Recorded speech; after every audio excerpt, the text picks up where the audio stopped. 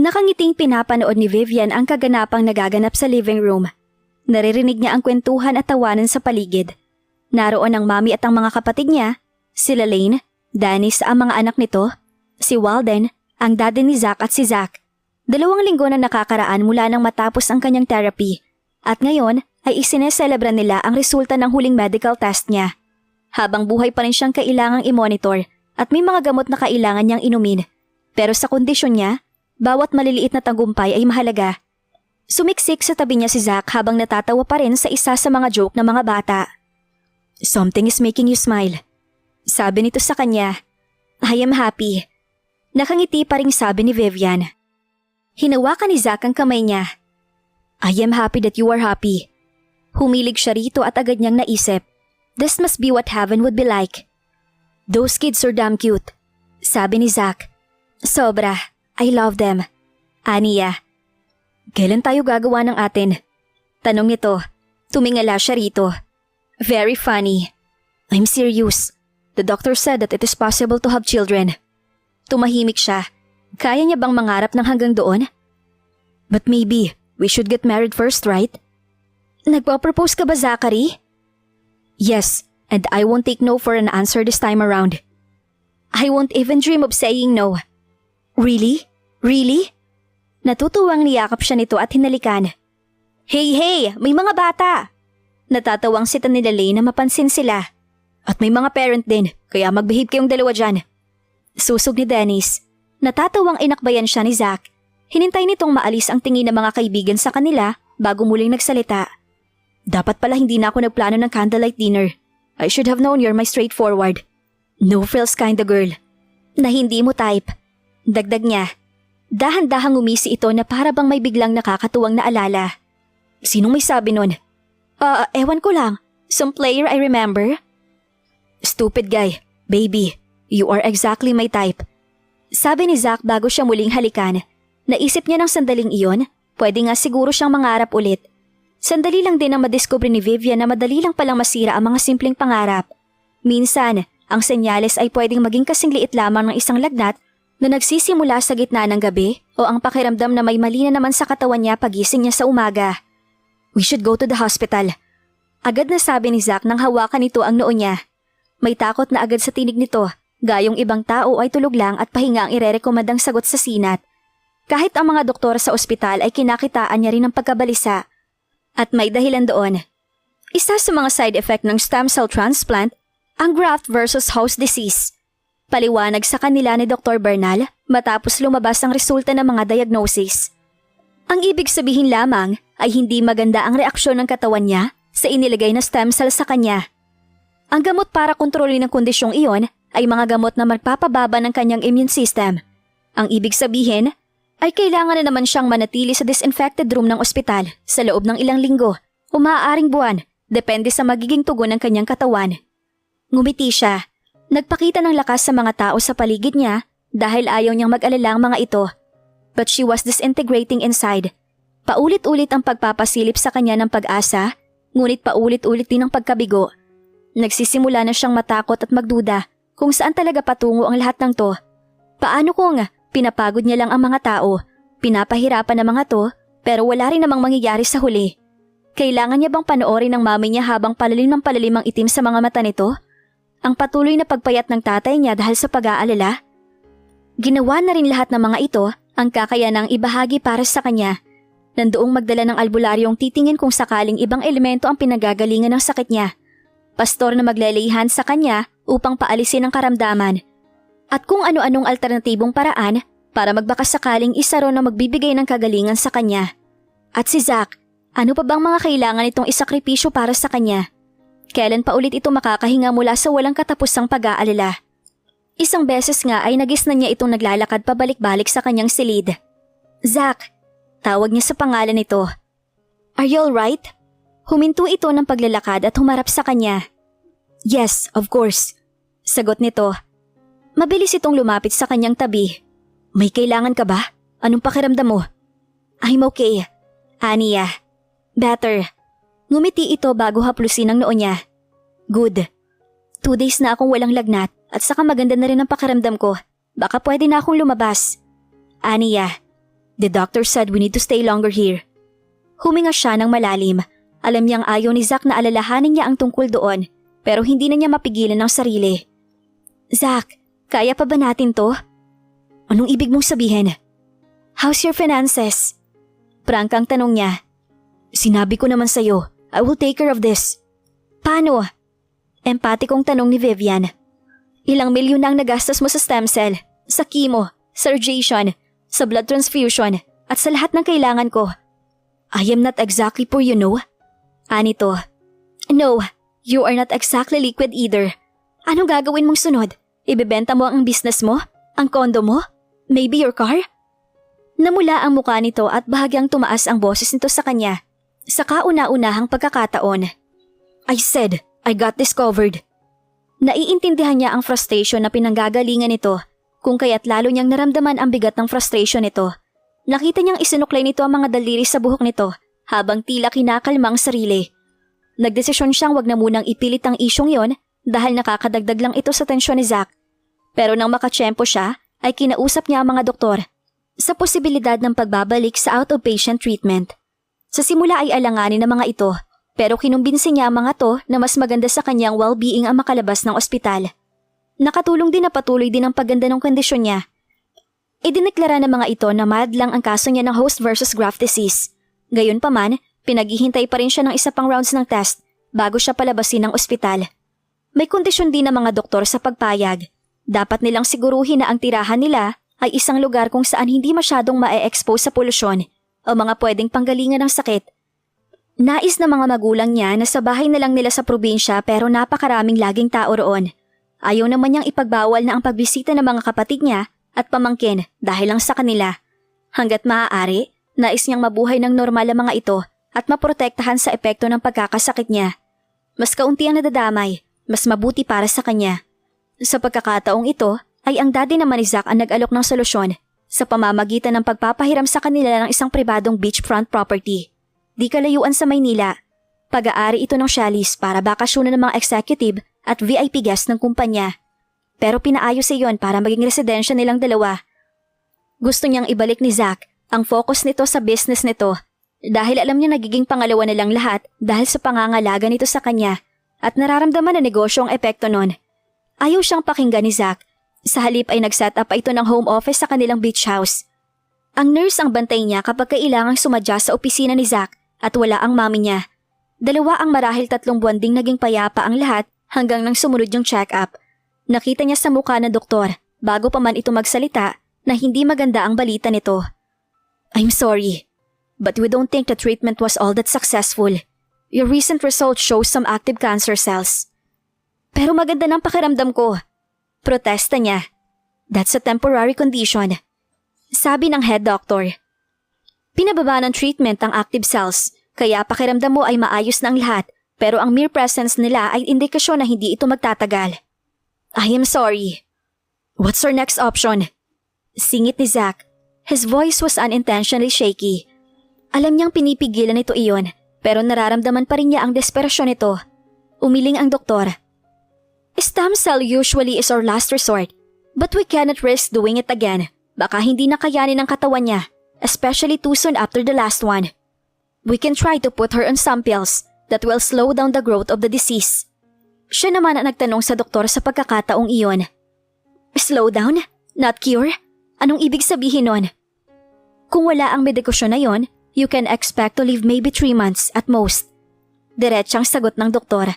Natulala siya. Ito ang unang pagkakataon na aktual na binigyan siya ng sentensya ng isang doktor. Nagpatuloy ito. With medication, we can maybe stretch it for 6. A hysterical laughter escaped her lips. Isang mamahalin na namang gamot na posibleng may komplikasyon na naman sa katawan niya para lang sa 3 buwan pa ng karagdagang buhay. What can that possibly accomplish for me? Tanong niya.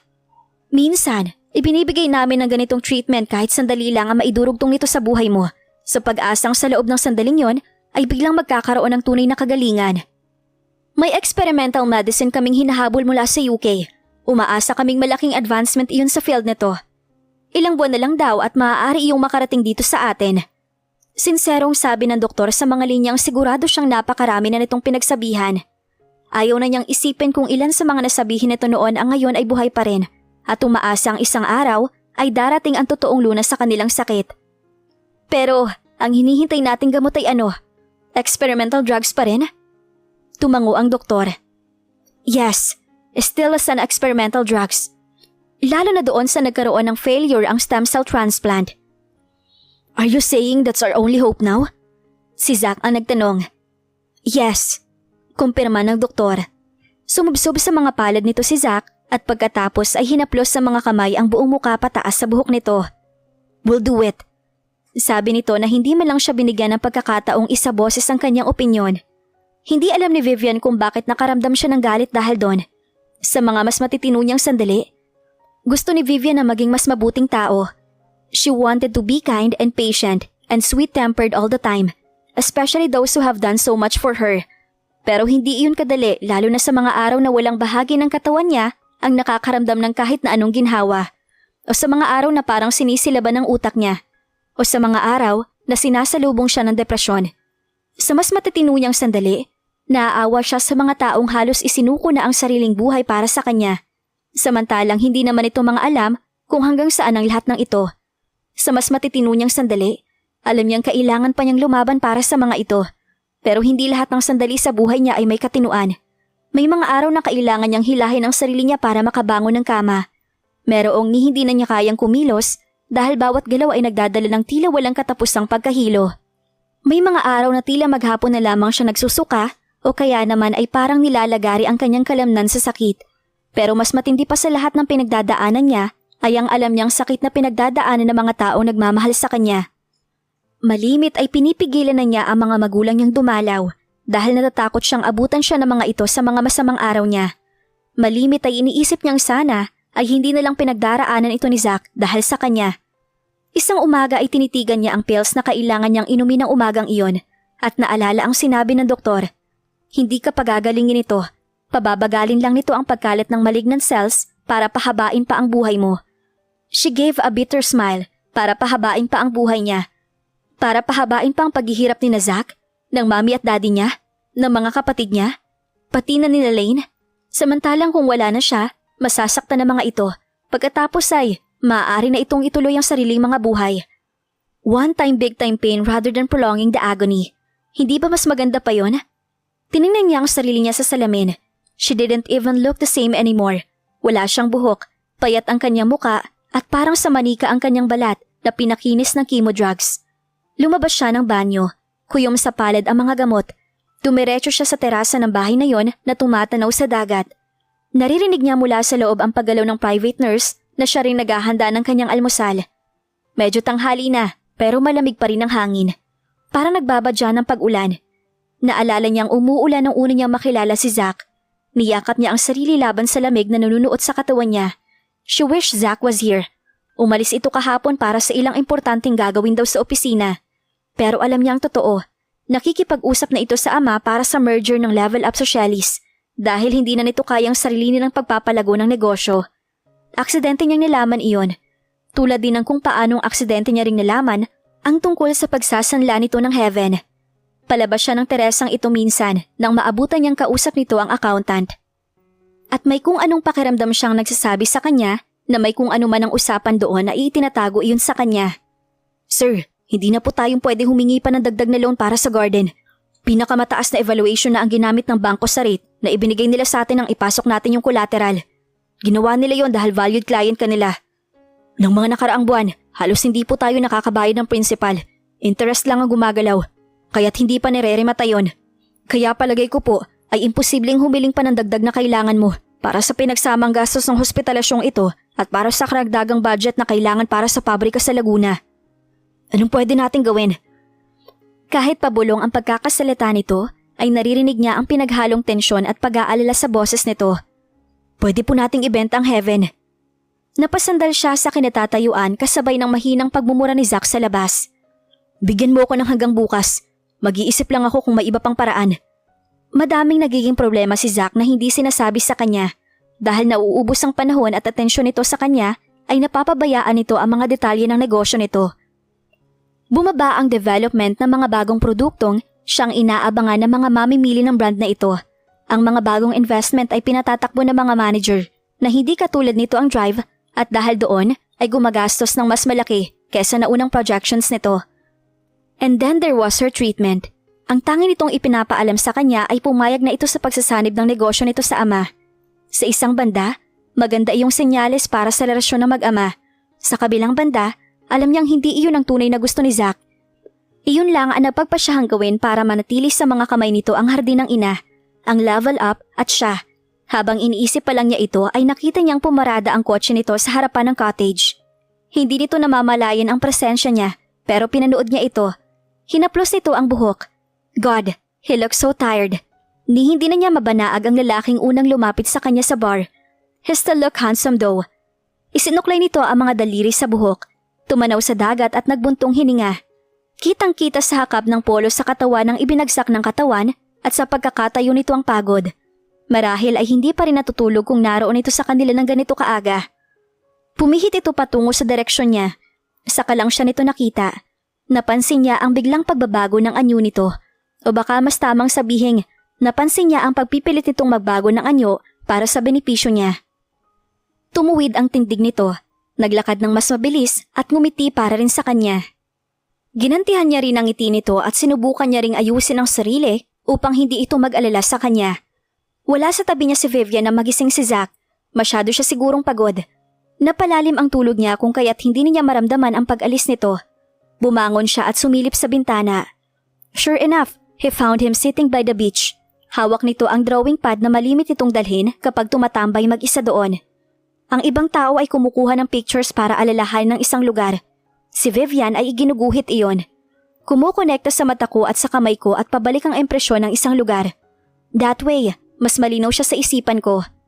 Ang mga drawing nito ang nagpapakita sa kanya ng kung paano nito nakikita ang mundo, pati na ang totoong moods nito. Pinatunayan nito sa kanya na kahit pagaano kalala ang karamdaman nito, sa paningin nito ay napakaganda pa rin ang mundo. She drew mountains and seas with such grace and gentleness, but with such truthfulness as well. Nakita niyang tumayo ito. Nagpanik siya ng bahagya itong bumuway bago itama ulit ang sarili. Muli itong umupo sa inalisan, sapo ang ulo nito. Noong una itong umiinom ng gamot niya ay malimit itong mahilo, pero noong nakaraang araw ay tila nag-e-establish na ang kondisyon nito. Mabilis siyang kumilos mula sa kinaroroonan patungo sa tabi nito. Hey, are you okay? Tanong niya rito. Tumingala ito sa kanya. Oo naman. Nakita kita mula sa kwarto. Akala ko matutumba ka. Nahihilo ka ba? Hindi naman. Nabigla lang siguro ako sa pagtayo. Malimit ka ba ulit mahilo? Zack, you worry too much. I am okay. Ngumiti ito sa kanya at tinapik ang tabi ng inuupuan nito. Come, sit beside me. Umupo siya sa tabi nito. Automatikong humilig naman ito sa balikat niya. Napadako ang paningin niya sa drawing book nito. Oh, nagde-design ka na ulit ng damit? For children? Malamang na-bribe ka naman ni Kuya Walden ano? Kinuha niya muli sa kandungan nito ang drawing book at nakita ang ilang mga gawa nito na inakala niyang landscape pero ilang disenyo pala ng mga damit mula infant hanggang toddlers. These are nice. I hope he is paying you lots of money. Hindi sumagot sa kanya si Vivian at pagtingin niya rito ay nadiskubre niyang nakatulog na ito. Pinangko niya ito at tinala sa silid. Kailangan niyang tawagan si Walden para paalalahanan itong wag nang masyadong bigyan ng pressure na mag-design si Vivian dahil baka napapagod ito. Ibinaba niya ang gamit nito sa lamesa nang mapansing wala ang mga lapis nito. Naiwan siguro sa pinanggalingan nila. Lumabas siyang muli para kunin ang mga yon dahil alam niyang kung gaano kaingat si Vivian sa mga drawing material nito. Agad niyang nakita ang nakabukas na metal pencil case sa may stone bench. Dinampot niya iyon pero napahinto siya na may isa pa siyang makita. Kumunot ang kanyang noo dahil pamilyar iyon. Lumuhod siya sa buhangin at saka nakita ang ilang piraso ng pills na iniinom dapat ni Vivian tuwing umaga bago kumain ng almusal. May isa pa siyang nakita sa masulok na upuan at dala marahil ng kutob ay kinaykay ng mga daliri niya ang bahaging iyon kung saan di kalaliman ay nakita pa niya ang ilang piraso ng pills. Nakalimutan na niya ang tungkol sa mga lapis. Hinawakan niya ng mariin ang mga pills at patakbong pumasok sa loob ng bahay. Nagising si Vivian sa kanyang kama. Naalala niyang nakaupo siya sa beachfront katabi si Zack pero hindi niya na namalayan ang pagkahimbing niya o ang pagbuhat nito sa kanya patungong silid. Namataan niyang nakaupo ito sa gilid ng kama na tila hinihintay siyang magising.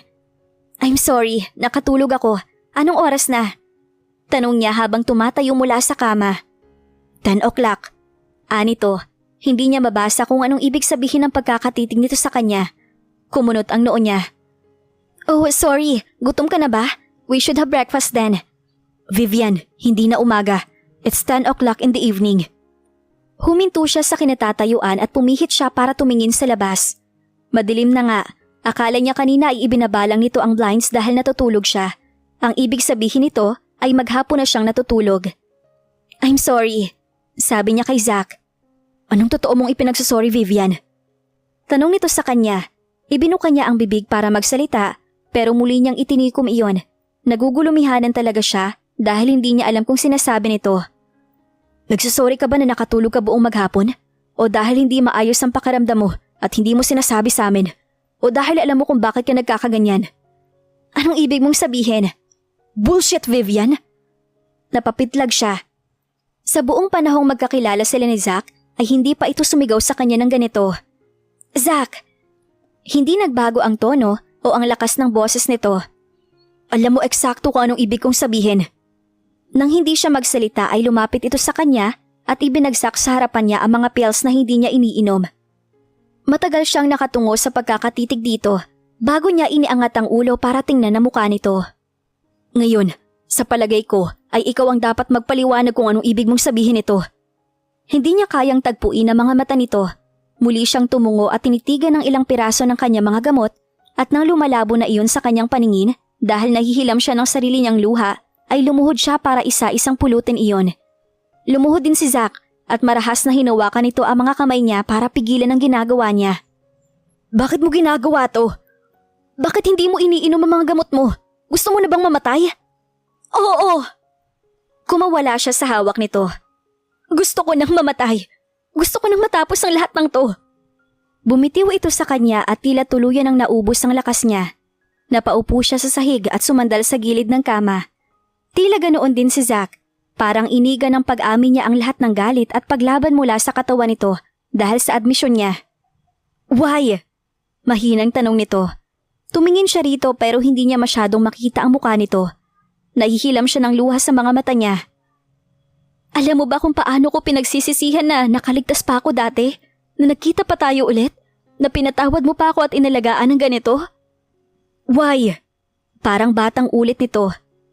Bakit mo pinagsisisihan ang lahat ng bagay na nagpasaya sa akin? Bumaling siya para makita ang mukha nito. Hindi ka pa ba nagsasawa, Zach? Hindi ka pa ba napapagod sa lahat ng to? Bata ka pa. Malawak pa at maliwanag ang kinabukasan mo. Gusto mo ba talagang sayangin ang buong buhay mo sa ganito na lang? Sa akin? When I am gone, you can still start anew. Kung ayaw mong sumuko, ako na lang ang susuko para sa ating dalawa. Para kapag nawala na ako, pwede ka na magsimulang mabuhay ulit para sa sarili mo. Gumalaw ito para lumuhod sa harapan niya. You better listen to me, Vivian. Pwede kang sumuko kung hindi mo na kaya. Kung gusto mong sumuko dahil napapagod ka na, dahil nasasaktan ka na, o dahil hindi mo na kaya ang hirap na pinagdadaanan mo, maiintindihan ko yon. I can let you go that way. Dahil kung may ayaw man ako sa sitwasyong to, iyon ay ang makita na nahihirapan ka. Pero huwag kang susuko para sa akin. Nang dahil lang sa nahihirapan na ako o dahil iniisip mong hindi ko na kaya. Handa akong harapin ang mahirap pa at mas mahirap pa. Basta lang nandyan ka. Naiintindihan mo ba ako? Sa kauna-unahang pagkakataon ay nakita niyang umiiyak si Zach.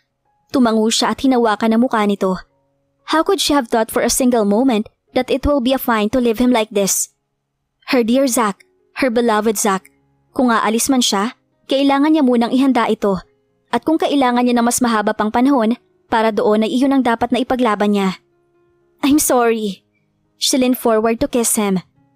It has been a long time since they last made love dahil natatakot siya. Pero nang sandaling iyon ay kailangan niyang alisin ang takot at pagdududa sa isipan niya. When he carried her back to their bed, she knew that act was a renewal of a commitment for the two of them. Nagising siya bago pa sumikat ang araw kinabukasan. Maingat siyang bumaba ng kama at nagtungo sa kanilang terasa. Doon niya pinanood mag-isa ang sumisikat na araw. The sun rose like her own prayer. Sa kauna-unahang pagkakataon, inihandog niya sa umaga ang lahat ng kalungkutan sa dibdib niya, ang lahat ng galit na nabuo roon, ang lahat ng takot, ang lahat ng kawalan ng pag-asa. Noon niya lang na-realize na mula nang magkasakit siya, noon lang siya nanalangin ng totohanan, nang walang panunumbat at walang ibang kahilingan kung hindi mangyari kung ano ang nararapat. Despite my weaknesses, I have tried so hard to take control of everything, and in the process, even of everyone's life. Hindi lang ako kay Zack kailangan humingi ng tawad. Sa iyo rin, Lord, for I have not trusted you enough. Lord, hindi ko pa rin alam kung anong plano mo sa buhay ko, sa buhay naming dalawa. Pero sa oras na to, ipinagkakaloob ko na po ang lahat sa inyo. Hindi na ako matatakot. Naramdaman niya ang patuloy na pag-agos ng luha sa kanyang mga mata. Bahagya siyang nasilaw sa biglang sikat ng araw kung kaya't sumubsob siya sa armrest ng upuan. Hindi alam ni Zack kung anong gumigising sa kanya gayong hindi pa normal na oras ng kanyang gising. Bumangon siya para silipin si Vivian sa bintana. Siguro ay dapat sabayan niya ito sa paglalakad nito sa umaga. Kumunot ang noo niya na makitang wala ito roon. Lumabas siya ng silid at pakiramdam niya ay naiga lahat ng dugo sa kanyang katawan nang makita niya itong walang malay na nakahandusay sa sahig sa terasa. Lumuhod siya sa tabi nito at hinawakan ang pulso nito sa leeg. Ang naramdaman niya ay ang nag-aapoy nitong temperatura. "Nurse!" Tawag niya sa kasama nilang taga-alaga nito. Maagap na binigyan ito ng first aid ng nurse habang matulin ang pagtakbo ng kanyang sasakyan patungo sa ospital. Abot-abot ang kanyang panalangin habang panay ang sulyap sa likuran kung saan naroon ang dalawa. Wala pa ring malay si Vivian pero umuungol ito. Nang makarating sila sa ospital ay naroon na si Walden para salubungin sila. Katabi nila ito nang muling itulak sa emergency intensive care si Vivian. "What happened?" Tanong ni Walden sa kanya. Hirap na hirap siyang magsalita pero pinilit niyang magpaliwanag sa kapatid. "Kahapon, nalaman ko na itinigil niya ang pag-inom niya ng gamot niya. Bala ko talagang dalhin siya ngayon for check-up. To know how much damage what she did cause her. Pero kaninang umaga, naabutan ko siyang unconscious sa terrace namin. She was burning with fever." "Let's sit down. Wala na tayong magagawa ngayon kung hindi maghintay. Ikukuha kita ng maiinom." Iniwan siyang mag-isa ni Walden sa upuan sa labas ng silid na pinagdalhan kay Vivian. Ilang beses na niyang pinagdaanan ng eksenang ito. Parang eksenang paulit-ulit na. Pero bawat pagkakataon ay isa pa rin lang ang hiling niya. Na lumabas ulit sa silid si Vivian at makita niya ang ngiti nito. "Fever is a way for our body to fight infection, Zack. Ibig sabihin nun ay lumalaban ang katawan ni Vivian." Sabi ni Dr. Bernal sa kanya nang sandali itong lumabas ng silid para i-update siya sa kondisyon ng katawan nito. "Lord, gusto kong sabihin na ibabalik ko na siya sa'yo na dahil napapagod na ang katawan niya ay maluwag ko ng ipagkakaloob sa kanya ang pahinga. But my heart can only pray that she will still have the strength to fight. Lord, please give her some more strength to fight. I want forever with her, but I will settle for a few more years, a few more days. Lord, please, not yet." "Zack." Hindi niya sigurado kung may tumawag sa pangalan niya, pero naramdaman niya ang paghawak ng kamay sa balikat niya. Lumingon siya at natagpuan ang doktor ni Vivian doon. Bahagyan na ring nagigising si Walden na noon ay natutulog din sa tabi niya sa isa sa mga silya sa labas ng ICU. Tumingin siya sa mga mata ng doktor. Sinasaliksik niya sa ekspresyon nito kung anong sasabihin nito sa kanya. May desperasyong hinihintay niya na sabihin nitong okay na si Vivian. "The fever is gone," sabi nito sa kanya. Humalugpos ang pinipigilan niyang hininga. "Kailangan lang natin siyang obserbahan pa magdamag at bukas ay bibigyan natin siya ng mga test pa. Pagkatapos ay pwede na natin siyang ilipat sa regular na silid." Naghihintay ang pamilya niya at si Zack sa silid niya nang matapos ang kanyang mga test. Inihanda niya ang ngiti bago siya ipasok doon, lula ng isang wheelchair. Sa pagkakataong ito, hindi na pilit ang kanyang ngiti. Hindi na rin para ikubli ang kanyang takot. Hindi na para pagtakpan ang kanyang dinaramdam. Ngiti iyong tunay na kaligayahan para sa isa pang pagkakataong ipinagkaloob sa kanya para makasama ang mga ito. "I want to go home," sabi niya. "I want to celebrate." Hindi lang ang panandalian na namang tagumpay sa isa na namang episode ng kanyang buhay. Sa pagkakataong ito ay gusto niyang iselebra na sa kauna-unahang pagkakataon ay naunawaan niya na ang pagmamahal ay hindi nangangahulugan ng pagsasariling kargahin ng paghihirap na pinagdaraanan niya. Ang buhay kaligayahan man, kalungkutan, ginhawa, sakit ay isang bagay na ibinabahagi sa mga taong minamahal niya at pinagkatiwalaang mahalin siya kung ano paman. "Let's celebrate," sang-ayon ni Zack. Nang umagang iyon ay banayad ang simoy ng hangin sa kanyang muka habang naglalakad sila sa tabing dagat. May natisod ang kanyang paa na isang shell at tumungo siya para pulutin iyon. Pinag-aralan niya ang natural na disenyo nito. "Let's get married." Biglang sabi ni Zack sa tabi niya. Tumingin siya rito. Natigil ang kamay niya sa ere. Hawak ang isang perpektong shell. Ngayon lang muli nito nabanggit ang kasal mula nang kaswal siyang pumayag dito. Marami na kasing nangyari pagkatapos nun at tila naging tahimik nilang kasunduan na hihintayin nilang pumayapa ang lahat bago balikan ang balak na yon. Pero wala pang sinasabi ang doktor. "Kailangan ba natin talagang clearance sa doktor para sa desisyong to?" Tanong nito. Nakatulala lang siya rito. "Pwede ba tayong magdesisyon ayon lang sa kung ano ang gusto nating gawin? You used to give a lot of importance to dreams in the future. Pwede ba tayong mangarap ulit? Ha, Vivian?" Sandaling ibinaling ni Vivian ang tingin sa dagat. Gaano kaganda ang lugar na yon? Gaano kalawak ang tanawing iyon na para bang nakalatag hanggang sa walang hanggan? At gaano kaliit lang ang pangarap na gusto niyang panghawakan? Marahil ay kasing liit lang ng shell sa kanyang palad. At kung ganon, siguro ay kaya na niya iyong panghawakan. Itinaas niya sa tapat ng kanyang labi ang shell at binulungan iyon habang tila nagtatakang pinagmamasdan lamang siya ni Zack. Pagkatapos ng kaunting seremonyang iyon, ay inabot niya yun dito. "Ano to?" "A dream I want to share with you," sabi niya. Tinitigan nito ang shell bago ibinalik ang tingin sa kanya. "Tell me, let's get married, Zack," sabi niya. Niyakap siya nito na mahigpit at hinalikan siya ng mariin bago hilahin ang kanyang kamay. "Halika, anong gagawin natin?" Ngumiti ito. "Let's collect more dreams." Natatawang nagpulot sila ng iba pang maliliit na shells. Nang mapagod ay umupo sila sa buhangin at isa-isang ininspeksyon ang mga yon. Maya-maya lang ay nakarinig siya ng tunog ng kampana mula sa di kalayuan. Oras na ng Angelus. The time of the day when angels were supposed to pray. Isang salmo mula sa isang religion class noong bata siya ang biglang tila pumasok sa kanyang isipan. "Even though I shall walk in the valleys of shadows of death, I will not be afraid of evil, because you are with me. Your rod and staff will comfort me." Naalala niya ang paikot-ikot na pakiramdam ng awa sa sarili, pangamba, panghihina ng loob, at galit na pinagdaanan niya bago niya inihandog sa Diyos ang isang panalangin na pinaniniwalaan niyang sumagip sa kanya. Ipinikit niya ang kanyang mga mata at sumandal sa dibdib ni Zack. Ikinulong siya nito sa mga yakap niya. Nakaramdam siya ng lakas mula sa mga bisig nito. "Hindi na ako matatakot." Muling usal niya. "Because you are with me." Pinagmamasdan ni Zack ang payapang mukha ng kanyang asawa. Sa pagkakapikit nito ay naroon pa rin ang ngiti sa gilid ng labi nito na para bang meron itong itinatagong misteryo. She was beautiful in repose. Paano niya ba iniisip dati na hindi ito gaanong kaganda? Siguro ay dahil kinailangan niya muna itong lapitan bago niya nadiskubre na nasa mga mata nito ang tunay na ganda at mabuti sa mundo. Kinailangan niya muna itong kilalanin bago niya natutunan na hindi kailangan maging mailap ang kaligayahan. Magkapatong ang mahuhugis nitong mga daliri sa tapat ng dibdib. Hindi niya rin maipaliwanag kung paanong ang ganoon kaliit na mga kamay ay humawak ng kapangyarihang baguhin ang kanyang pagkatao. Eventually, he had sold heaven for her because he found something infinitely better. She was all that was beautiful and kind in his life, at iniwanan man siya nito, nanatili sa kanya lahat ng bakas ng kagandahang ibinahagi nito sa kanya. At ang kabutihang iyon ang nagpalakas sa kanya kung kaya't kakayanin niya ngayon ang pagkawala nito hanggang dumating ang panahong magsasama na ulit sila. Naniwala siyang may isang lugar kung saan muli silang magkakasama. Siya at ang pinakamamahal niyang si Vivian. Hindi nga ba't ito ulit ang nagturo sa kanyang maniwala? "Lolo! Lolo! Look!" Inagaw ng isang maliit na bata ang atensyon niya. Tiningnan niya ang ipinapakita nito sa kanya. Isang maliit na kahon iyon na naglalaman ng mga shells.